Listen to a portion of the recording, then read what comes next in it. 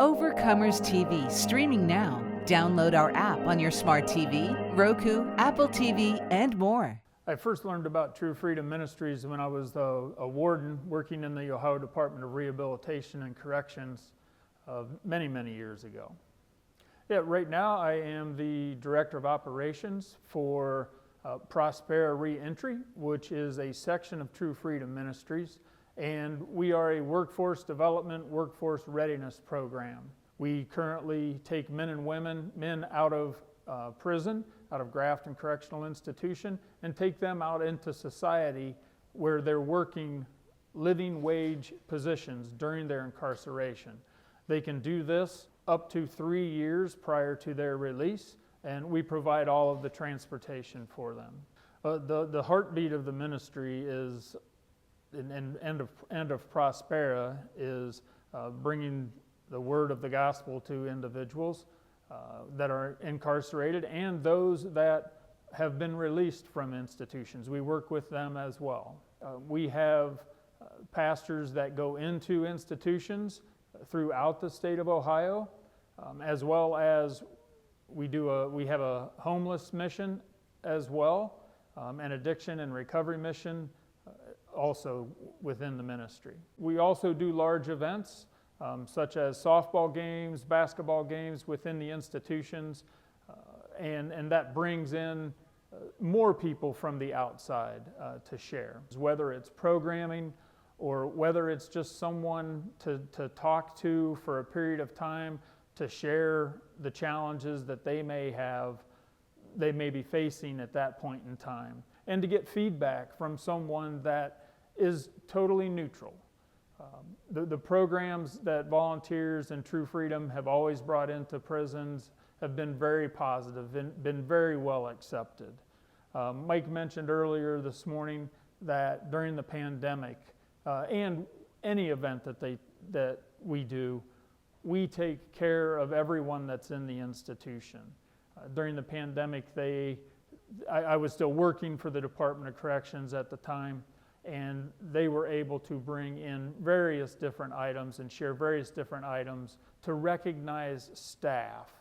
Of course, all this took place outside of the institution when the men and women were coming to and from work, but they were there to provide support to them. One of the things that we want to do, and is proven, that if someone is employed upon release, their chance of coming back to prison is much less. So with their ability to work while they are incarcerated, if they are able to take part in the work release program, all of their wages, a majority of their wages, are placed in their going home fund, as we like to call it. And that gives them that head start. They don't have to worry about finding that job right away. They have the job that they can start as soon as they're released. Part of the agreement with the employers is that each one of the men or women that are taking part in the program, if they are in good standing during their employment during incarceration, they will be offered a job upon release. We have men and women being released from the institutions with upwards to $30,000, possibly even $40,000 in their going home fund. That is obviously enough for them to purchase a good used car to make it to and from work, so they can start that employment as soon as needed after release. They can have that first month's rent and down payment on an apartment and have a place to live. Or if they're going home, it gives them the opportunity, as one of the men has shared with me, to focus on his family and not have to worry about searching for the job or searching for the funds to purchase a used car so he can start a job. He's got that job. We are always seeking employers that will accept the men and women that are incarcerated into their business, whether it's manufacturing, a food service industry, restaurants. We currently are taking a number of men to Lorain County, the actual county administration building, where they are working in their maintenance department, their dog kennel, as well as their recycling and collection agency.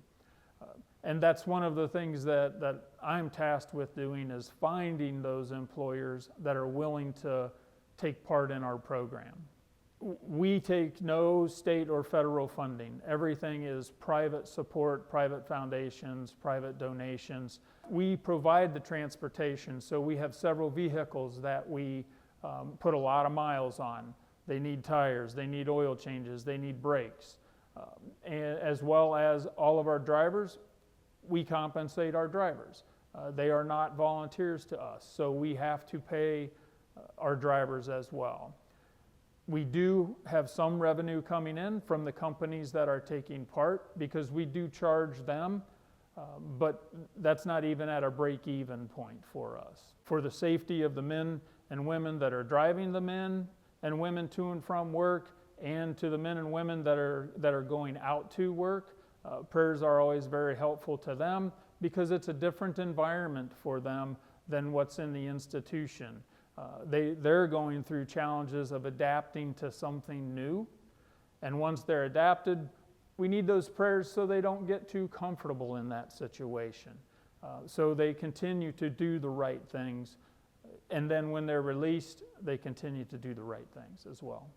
We will accept volunteers from any background, and we look for their strong suits and how they may be able to assist us in our mission. My father was a college professor, and I apologize, I get a little choked up talking about him, but he touched lives.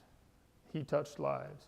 And in my 37-year career with the Department of Corrections, I know I touched lives in a different way than my father did as an educator.